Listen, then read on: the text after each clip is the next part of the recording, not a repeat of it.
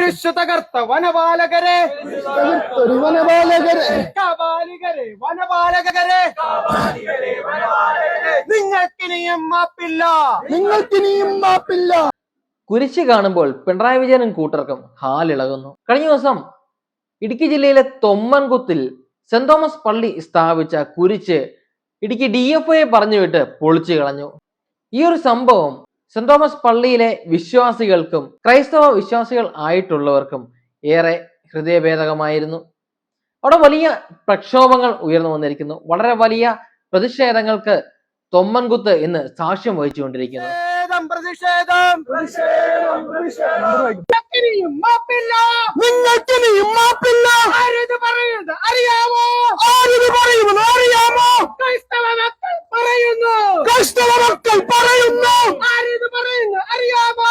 ആരിത് പറയുമെന്ന് അറിയാമോ? ക്രൈസ്തവ മക്കൾ പറയുന്നു, ക്രൈസ്തവ മക്കൾ പറയുന്നു. കുരിശു തകർത്ത കാപാലികരെ, കുരിശു തകർത്തൊരു കാപാലികളെ, വനപാലകരെ, നിങ്ങൾക്കിനിയും മാപ്പില്ല. പള്ളി പണം കൊടുത്ത് വാങ്ങിയ സ്ഥലത്തിലാണ് കുരിശ് സ്ഥാപിച്ചത്. പക്ഷെങ്കിൽ DFO പറയുന്നു വനഭൂമി കയ്യേറിയാണ് ഈ കുരിശ് സ്ഥാപിച്ചതെന്ന്. പള്ളി പണം നൽകി വാങ്ങിയ സ്ഥലമാണ് എന്ന് തെളിയിക്കുന്നതിന് വേണ്ടിയിട്ടുള്ള എല്ലാവിധ ആധാരങ്ങളും പള്ളിയുടെ പക്കൽ ഉണ്ട്. തൊടുപുഴ താലൂക്കിൽ വണ്ണപ്പുറം വില്ലേജിൽ വെൺമറ്റങ്കരയിൽ മൂലയിൽ കുര്യൻ മകൻ ബെന്നി എന്ന വ്യക്തി 2024 ഒക്ടോബർ മാസം 10-ാം തീയതി തൊമ്മൻകുത്ത് സെന്റ് തോമസ് ദേവാലയത്തിനായി വികാരി ഫാദർ ജെയിംസ് ഐക്കിലുമറ്റത്തിന് എഴുതി കൊടുത്ത കൈവശത്തീറിന്റെ പകർപ്പാണിത്. മേൽപ്പറഞ്ഞ ബെന്നി കുര്യൻ 2016-ൽ തേക്കുംകുഴിയിൽ പൈലി മകൻ ജോസിൽ നിന്നും 1,60,60,000 രൂപയ്ക്ക് ഈ വസ്തു വാങ്ങിയതിന്റെ കൂടി രേഖകൾ കാണുക. എന്നാൽ കാളിയാർ റേഞ്ച് ഓഫീസർ ഇത് കയ്യേറ്റ വനഭൂമിയാണ് എന്ന റിപ്പോർട്ടാണ് കോതമംഗലം DFOയ്ക്ക് ഇന്നലെ സമർപ്പിച്ചത്. പട്ടയം ഇല്ല എന്ന കാരണത്താൽ വനംവകുപ്പിന്റെ പിഴുതെടുക്കൽ കലാപരിപാടി തുടർന്നാൽ ഇടുക്കി ജില്ലയിൽ പൊതുസ്ഥാപനങ്ങൾ ഉൾപ്പെടെ പലതും പൊളിക്കേണ്ടി വരും എന്നതാണ് വസ്തുത. ഈ തെളിവുകൾ മുൻനിർത്തിയാണ് പള്ളിയും വിശ്വാസികളും അവിടെ വലിയ പ്രതിഷേധങ്ങൾക്ക് വേദിയൊരുക്കിക്കൊണ്ടിരിക്കുന്നത്. ജാതിമത ഭേദമന്യേ അവിടുത്തെ ജനങ്ങൾ ഒന്നിച്ച് ഈ പള്ളിക്കൊപ്പവും ഈ പ്രതിഷേധത്തിനൊപ്പം കൂടെ നിൽക്കുന്നു. ഇടുക്കി ജില്ലയിലെ മന്ത്രി റോഷി അഗസ്റ്റിൻ പോലും മൗനമായിരിക്കുകയാണ് ഈ ഒരു വിഷയത്തിൽ. റോഷി അഗസ്റ്റിന് യാതൊന്നും ഈ വിഷയത്തിൽ പറയുവാൻ സാധിക്കത്തില്ല. കാരണം എന്തെങ്കിലും പറഞ്ഞു കഴിഞ്ഞാൽ താൻ അടക്കമുള്ള സർക്കാരിനെതിരെ വരും. അതിനാൽ റോഷി അഗസ്റ്റിൻ മൗനം പാലിക്കുകയാണ്. അതുപോലെ തന്നെയാണ് ജോസ് കെ മാണിയുടെ അവസ്ഥയും. ജോസ് കെ മാണിക്കും ഈ വിഷയത്തിൽ ഒന്നും സംസാരിക്കാനാവുന്നില്ല. മൗനം പാലിക്കാനല്ലാണ്ട് വേറൊരു നിവൃത്തിയും ഇല്ല. എന്തെങ്കിലും പറഞ്ഞു കഴിഞ്ഞാൽ മുന്നണിക്കും അതുപോലെ തന്നെ സർക്കാരും എതിരായിട്ട് വരും. അതുകൊണ്ട് സഭയ്ക്കും സഭയിലെ വിശ്വാസികൾക്കും നീതി ലഭിക്കുന്നതിന് വേണ്ടി ഇവർക്ക് യാതൊന്നും ചെയ്യുവാൻ സാധിക്കുന്നില്ല. അതേസമയം ഡീൻ കുര്യാക്കോസ് MP ഈ വിഷയത്തിൽ എതിർക്കുകയാണ്. പള്ളിയുടെ സ്ഥലമാണ് എങ്കിൽ അത് പള്ളിക്ക് തന്നെ വിട്ടു നൽകണം. പള്ളിയുടെ സ്ഥലത്ത് കൈയേറാൻ DFOയ്ക്കും വനം വകുപ്പിന് യാതൊരു അവകാശവുമില്ല എന്ന നിലപാടിലാണ് ഡീൻ കുര്യാക്കോസ് MP. ഇടുക്കിയിലെ DFOയെ കൊണ്ട് ഇപ്പോൾ ഇത്തരം വലിയൊരു പ്രവർത്തനം അവിടെ നടത്താൻ കാരണം മുഖ്യമന്ത്രി പിണറായി വിജയന്റെ മകൾക്കെതിരായി SFIO കൊടുത്ത റിപ്പോർട്ടാണ് തന്നെയാണ്. ഈ റിപ്പോർട്ടിന്റെ അടിസ്ഥാനത്തിൽ തന്റെ മകൾ ജയിലിൽ പോകുമെന്ന് ഉള്ള കൃത്യമായ തിരിച്ചറിവ് കൊണ്ട് BJPക്ക് വേണ്ടിയിട്ട് എന്തെങ്കിലും ഒരു കാര്യം ചെയ്തു നൽകണമല്ലോ, എങ്കിൽ മാത്രമല്ലേ മകളെ രക്ഷിക്കുവാനാകത്തുള്ളൂ എന്ന യാഥാർത്ഥ്യം തിരിച്ചറിഞ്ഞിരിക്കെ പിണറായി വിജയന്റെ നേരിട്ടുള്ള നിർദ്ദേശത്തിന്റെ അടിസ്ഥാനത്തിലാണ് ഇടുക്കിയിൽ ഇത്തരത്തിലുള്ള ഒരു പ്രവർത്തനം നടന്നത്. കഴിഞ്ഞ ദിവസം കാസ അടക്കമുള്ളവർ ക്രൈസ്തവ രാഷ്ട്രീയ പാർട്ടി രൂപീകരിക്കും എന്ന് പറഞ്ഞതിന്റെ പിന്നാലെ സഭയുടെ കൃത്യമായ ഇടപെടലുകൾ ഉണ്ടായതിന്റെ അടിസ്ഥാനത്തിൽ അത്തരമൊരു നീക്കത്തിൽ നിന്ന് കാസ അടക്കമുള്ളവർ പിൻവലിഞ്ഞിരിക്കെ വീണ്ടും BJPക്ക് ക്രൈസ്തവർക്കുള്ളിൽ ഒരു റീ എൻട്രി വേണം. അതിനു വേണ്ടിയിട്ടാണ് ഇന്ന് പിണറായി വിജയനെ ഉപയോഗിച്ചിരിക്കുന്നത്. ഇന്നലകളിൽ കാസയെ ഉപയോഗിച്ചുവെങ്കിൽ ഇന്ന് അവർ പിണറായി വിജയനെ സാക്ഷാൽ മുഖ്യമന്ത്രിയെ തന്നെ ഉപയോഗിച്ചിരിക്കുന്നു. ക്രൈസ്തവ വിശ്വാസികൾക്കിടയിൽ വളരെ വലിയ ചർച്ചയായിരിക്കുന്ന വളരെ വലിയ പ്രതിഷേധം രൂപം കൊണ്ടിരിക്കുന്ന ഈ സാഹചര്യത്തിൽ സർക്കാരോ ഉത്തരവാദപ്പെട്ട ആളുകളോ ഇനിയും അതിൽ ഇടപെടുവാൻ പോലും തയ്യാറാകാതിരിക്കുന്നു. DFO ഉറച്ചു പറയുന്നു ഇത് വനം വകുപ്പിന്റെ സ്ഥലമാണ്. വനം വകുപ്പിന്റെ ഈ ഭൂമിയിൽ കുരിശ് കൃഷിക്കായിട്ട് വേണ്ടിയിട്ട് പള്ളി സ്ഥലം കയ്യേറി എന്ന് തന്നെയാണ് DFO ഉറച്ചു പറയുന്നത്. DFOയെ കൊണ്ട് ഇത്രയും ശക്തമായ ഒരു നിലപാടെടുക്കുവാൻ പിന്നിൽ ആരെങ്കിലും ഉണ്ടാവണം. ആരുമില്ലാണ്ട് ഒരു DFOയ്ക്ക് ഇത്രയും ദൃഢനിശ്ചയത്തോടുകൂടി ഇത്രയും ശക്തമായി തന്നെ ഈ വിഷയത്തിൽ എതിർത്ത് നിൽക്കുവാൻ സാധിക്കത്തില്ല. പ്രത്യേകിച്ച് CPM പോലുള്ളൊരു പാർട്ടി ഭരിക്കുമ്പോൾ, LDF പോലൊരു മുന്നണി ഭരിക്കുമ്പോൾ ഒരു കാരണവശാലും ഒരു DFIക്കും ഒരു ഉദ്യോഗസ്ഥനും ഒരു മതവികാരത്തെ വ്രണപ്പെടുത്തിക്കൊണ്ടോ ഒരു സഭയ്ക്കെതിരായി നിന്നുകൊണ്ടോ ഒരു പ്രവർത്തനം ചെയ്യാൻ സാധിക്കത്തില്ല. അതേസമയം പിന്നിൽ നിന്ന് കൃത്യമായിട്ടുള്ള ധൈര്യമുണ്ടെങ്കിൽ, പിന്നിൽ നിൽക്കാൻ ആളുണ്ട് എങ്കിൽ ഏതൊരു ഉദ്യോഗസ്ഥനും എന്ത് വൃത്തികേട് കാണിക്കാൻ പറ്റുന്ന ഒരു സാഹചര്യത്തിലേക്ക് കേരളത്തിലെ ഭരണം മാറിയിരിക്കുന്നു. വരും ദിവസങ്ങൾ ഏറെ കലുഷിതമായിരിക്കും രംഗങ്ങൾ. തൊമ്മൻകുത്തിൽ നടക്കുന്ന പ്രതിഷേധങ്ങളിൽ ഒന്നും തന്നെ സർക്കാരിനെതിരായ പ്രതിഷേധങ്ങൾ വരുന്നില്ല. എല്ലാം DFIക്കെതിരായ പ്രതിഷേധമാണ് വരുന്നത്. എങ്കിൽ പ്രിയപ്പെട്ട വിശ്വാസികളെ, നിങ്ങൾ തിരിച്ചറിയേണ്ടത് ഇത് DFO അദ്ദേഹത്തിന്റെ സ്വന്തം സ്വാർത്ഥ താല്പര്യത്തിന് വേണ്ടി ചെയ്തതല്ല. DFI കൊണ്ട് പിണറായി വിജയൻ ചെയ്യിപ്പിച്ചതാണ്. മുഖ്യമന്ത്രിയുടെ കൃത്യമായ നിർദ്ദേശത്തിന്റെ അടിസ്ഥാനത്തിലാണ് ഈ ക്രൂരമായ കുരിശിനെ നിന്ദിക്കുന്ന, ക്രൈസ്തവരെ നിന്ദിക്കുന്ന ഈ ഒരു പ്രവർത്തനം ഇടുക്കിയിൽ നടന്നത്. ഇടുക്കിയിൽ ഏറെയും കൂടുതലുള്ളത് കത്തോലിക്ക വിശ്വാസികളാണല്ലോ. കാസയെ ഇനി ഇവർ മുന്നിൽ നിർത്തും. കാസയെ മുന്നിൽ നിർത്തിക്കൊണ്ട് ഇതൊരു മറ്റൊരു തരത്തിലേക്ക് പോകും. കഴിഞ്ഞ ദിവസം ഷെക്കിന ന്യൂസിൽ പറഞ്ഞത്, വിശ്വാസികളുടെ ഇടയിൽ ഉയർന്നു വന്ന ഒരു ചോദ്യം, മറ്റ് മതവിഭാഗങ്ങളുടെ ബിംബങ്ങളിൽ തൊടുവാൻ സർക്കാരിനോ DFIക്കോ മറ്റു ഉദ്യോഗസ്ഥ വൃന്ദങ്ങൾക്കോ ഭയമാണ് എന്നാണ്. കൃത്യമായി അവർ നൽകുന്ന ആ ഒരു സന്ദേശം, ക്രൈസ്തവരുടെ മേൽ കുതിര കയറുവാൻ ആർക്കും എന്ത് അധികാരവും എന്ത് ലൈസൻസും സർക്കാരും അല്ലെങ്കിൽ ഉത്തരവാദപ്പെട്ട ആളുകളും കൊടുത്തിട്ടുണ്ട് എന്ന ഒരു സന്ദേശമാണ് ജനങ്ങളിലേക്ക് കൊടുക്കുന്നത്. ഇത് കേരളത്തിന് ദോഷം ചെയ്യും. കേരളത്തിനെ വളരെ വലിയ രീതിയിൽ ഒരു വിഭാഗീയ പ്രവർത്തനം തന്നെ ഉണ്ടാക്കും. അതുകൊണ്ട് പിണറായി വിജയന്റെ ഈ ഒരു അടവ് അത് കേരളത്തിൽ നടക്കത്തില്ല. ക്രൈസ്തവരെ വെച്ചുകൊണ്ട് BJPക്ക് നേട്ടമുണ്ടാക്കി കൊടുക്കുന്ന ഈ ഒരു അടവ് കേരളത്തിൽ നടക്കത്തില്ല. കേരളത്തിലെ പൊതുസമൂഹം ഇത് അംഗീകരിക്കുന്ന കാര്യമേ അല്ല. വരും ദിവസങ്ങളിൽ സഭയുടെ നീതിക്ക് വേണ്ടിയിട്ട് അവിടെ വലിയ പോരാട്ടങ്ങൾ തന്നെ നടക്കാൻ സാധ്യതയുണ്ട്. സഭയുടെ കയ്യിലുള്ള തെളിവുകളുടെ അടിസ്ഥാനത്തിൽ, സഭയുടെ കയ്യിലുള്ള ആധാരങ്ങളുടെ അടിസ്ഥാനത്തിൽ സഭയുടെ സ്ഥലം സഭയ്ക്ക് തന്നെ ലഭിക്കും. സഭയുടെ സ്ഥലത്ത് സഭ കുരിശ് പണിയുക തന്നെ ചെയ്യും. ആരൊക്കെ എതിർത്താലും അത് അവിടെ സംഭവിക്കും നിശ്ചയം.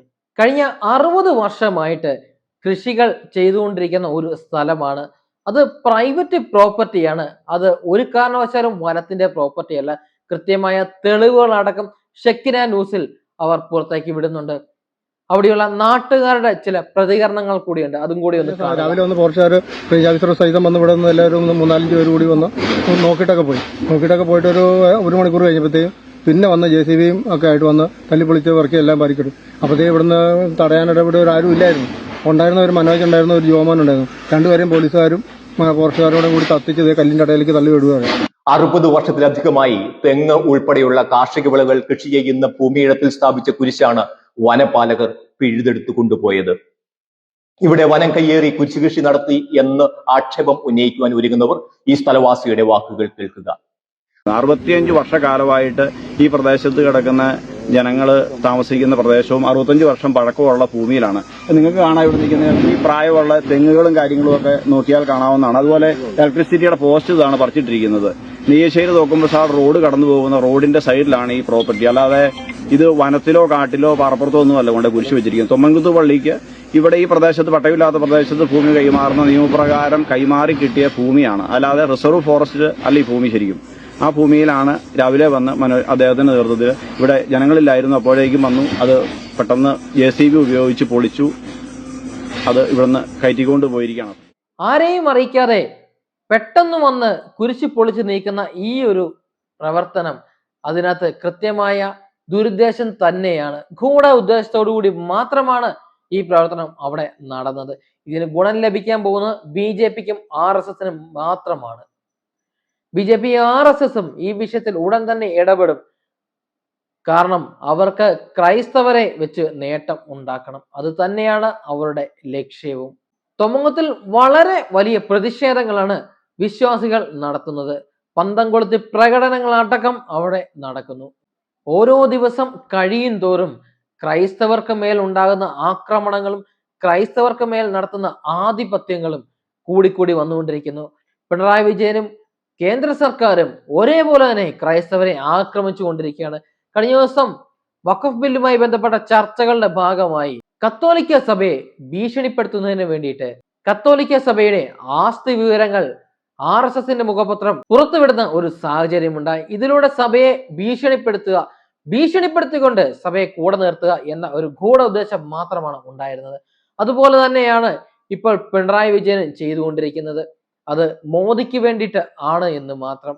കത്തോലിക്ക സഭ സ്ഥാപിച്ച സെന്റ് തോമസ് പള്ളി സ്ഥാപിച്ച ആ കുരിശടി തകർത്തുകൊണ്ട് പിണറായി വിജയൻ നൽകുന്ന കൃത്യമായ സന്ദേശം BJPക്കൊപ്പം നിന്നില്ല എന്നുണ്ടെങ്കിൽ, ഇതുപോലെ ഇന്ന് തകർത്തത് കുരിശാണ് എങ്കിൽ നാളുകളിൽ തകർക്കാൻ പോകുന്നത് സഭകളുടെ പേരിലുള്ള മറ്റ് ഇതര സ്ഥാപനങ്ങളാണ്. സഭ നടത്തി വരുന്ന ചാരിറ്റബിൾ ട്രസ്റ്റുകൾ, സഭ നടത്തി വരുന്ന വിദ്യാഭ്യാസ സ്ഥാപനങ്ങൾ, അങ്ങനെയുള്ള സ്ഥാപനങ്ങളുടെ മേളിലെല്ലാം ഈ DFA വെച്ചുകൊണ്ട് പിണറായി വിജയൻ അതുപോലെ ഇത്തരത്തിലുള്ള പ്രവർത്തനങ്ങൾ ഇനിയും നടത്തും. എന്തൊക്കെ തെളിവുകൾ ഉണ്ടെങ്കിലും, എന്തൊക്കെ ആധാരങ്ങൾ ഉണ്ടെങ്കിലും പിണറായി വിജയൻ BJPക്ക് വേണ്ടിയിട്ട് ക്രൈസ്തവ വികാരവും സഭ വികാരവും വ്രണപ്പെടുത്തിക്കൊണ്ട് തന്നെ ഇരിക്കും.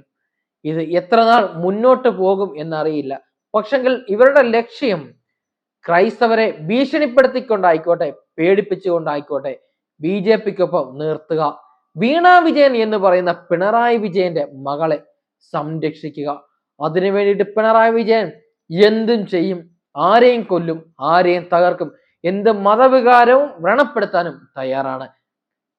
ഒരേ ഒരു ലക്ഷ്യം മാത്രം, വീണ വിജയനെ, എൻ്റെ മകളെ രക്ഷപ്പെടുത്തണം. അതിനുവേണ്ടി എന്തും ചെയ്യാൻ തയ്യാറായി തന്നെയാണ് പിണറായി വിജയൻ നിൽക്കുന്നത്. ഇടുക്കിയിലെ ഒരു വോട്ട് പോലും ചോർന്നു പോകത്തില്ല എന്ന ഉറപ്പിന്റെ പേരിൽ തന്നെയാണ്. കാരണം MM മണി എന്ന ഒരു അധമൻ ഇടുക്കിയിൽ വാണുകൊണ്ടിരിക്കുന്നു. ആ അധമനെ വെച്ചുകൊണ്ട്, അധമ രാഷ്ട്രീയക്കാരനെ വെച്ചുകൊണ്ട് ഇടുക്കിയിൽ എന്തും ചെയ്യാം, ഇടുക്കിയിലെ വോട്ടുകളെ സമാഹരിക്കാൻ സാധിക്കും എന്ന അഹങ്കാരമാണ് പിണറായി വിജയനെ കൊണ്ട് ഈ വൃത്തികേടുകളൊക്കെ ചെയ്യാൻ പ്രേരിപ്പിക്കുന്നത്. മകൾക്ക് വേണ്ടിയിട്ട് എന്ത് വിടുപണിയും ചെയ്യുവാൻ തയ്യാറായിട്ട് നിൽക്കുന്ന ഒരു മുഖ്യമന്ത്രിയാണ് ഇന്ന് നമ്മൾ കേരളം കണ്ടുകൊണ്ടിരിക്കുന്നത്. ഇത് നാളുകളിൽ കേരളത്തിന് ദോഷമായി തന്നെ വരും. കേരളത്തിന്റെ മതസൗഹാർദ്ദം തകർത്ത് കളയുന്ന രീതിയിൽ, കേരളം നശിക്കുന്ന രീതിയിലേക്ക് മുന്നോട്ട് പോയിക്കൊണ്ടിരിക്കുകയാണ്. അതുകൊണ്ട് കേരളത്തിലെ ജനങ്ങൾ, എൻ്റെ ഈ വീഡിയോ കാണുന്ന പ്രിയപ്പെട്ടവരെ, കേരളത്തിന്റെ മതസൗഹാർദ്ദത്തെ തകർക്കരുത്. നമ്മൾ ഒന്നിച്ച് ജീവിച്ചിരുന്ന ആ ഒരു കാലഘട്ടത്തിലേക്ക് തിരിച്ചു പോകണം. വർഗീയ വെറി പൂണ്ട് വർഗീയ വിഷം കഴിച്ച് നമ്മൾ ആരും വർഗീയവാദികളായി മാറരുത്. നമ്മൾ ഏതെങ്കിലും ഒരു സഭയ്ക്ക് വേണ്ടിയിട്ടോ, ഏതെങ്കിലും ഒരു മതത്തിന് വേണ്ടിയിട്ടോ, ഏതെങ്കിലും ഒരു ജാതിക്കോ വേണ്ടിയിട്ട് തെരുവിലിറങ്ങി പോരാടരുത്. അതേസമയം നമ്മളുടെ വിശ്വാസങ്ങൾ തകർക്കപ്പെടുവാനും പാടില്ല. ആരുടെയും വിശ്വാസങ്ങൾ തകർക്കപ്പെടുവാൻ പാടില്ല.